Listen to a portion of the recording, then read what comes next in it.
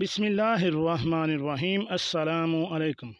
नाज़रीन एवरीथिंग यहाँ मैं खुश आमदीद कहता हूँ। आज की मेरी इस वीडियो का मौजू है बालों का गिरना रोकने के लिए 8 बेहतरीन ब्रश और कंघियाँ।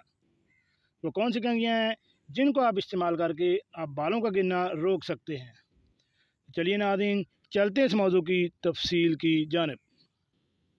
नाज़रीन उलझे हुए बाल तकलीफ़देह होते हैं और इनको संभालना वक्त तलब हो सकता है। लिहाजा अगर आप उलझने का शिकार हैं तो एक अच्छा सा कंडीशनर इस्तेमाल करें।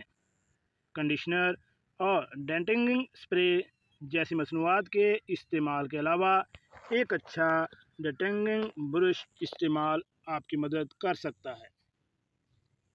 बालों को उलझाने और टूट फूट को कम करने के लिए ख़ास तौर पर डेटेंगिंग ब्रश बनाए गए हैं।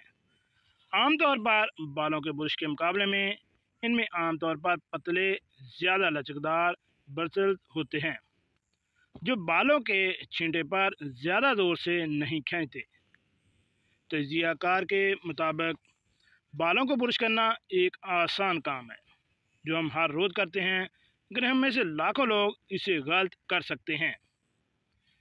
हमारा अगला मौजू है कि कंघी करने की 4 गलतियाँ जो बालों के गिरने का सबब बनती हैं। नाज़रीन बज़ाहिर आसान काम अगर सही तरीके से ना किया जाए तो बहुत ज़्यादा नुकसान पहुंचा सकता है, जिसमें गलत ब्रश इस्तेमाल करना, बहुत सख्त कंघी करना या गिरोहों को चूड़ना वगैरह शामिल है।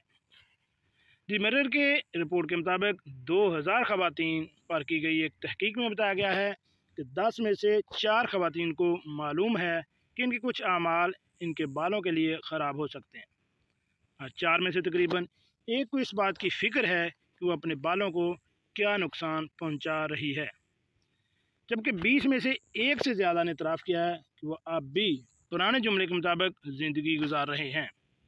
सोने से पहले अपने बालों को 100 बार ब्रश करें।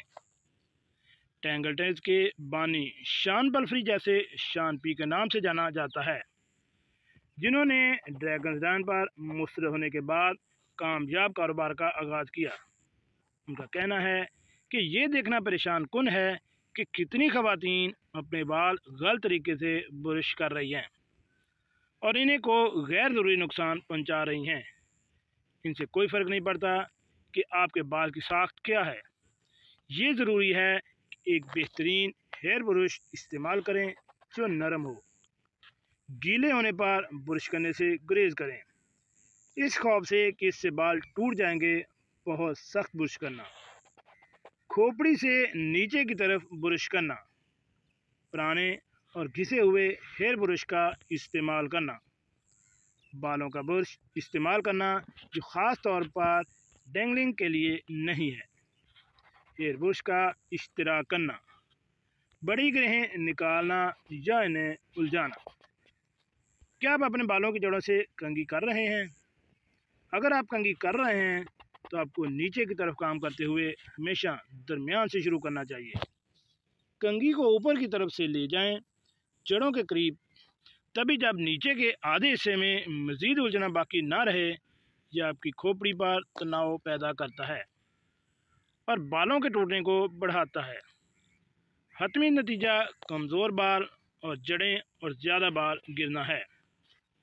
क्या आप बालों की मसनूआत को लगाने के लिए कंघी कर रहे हैं?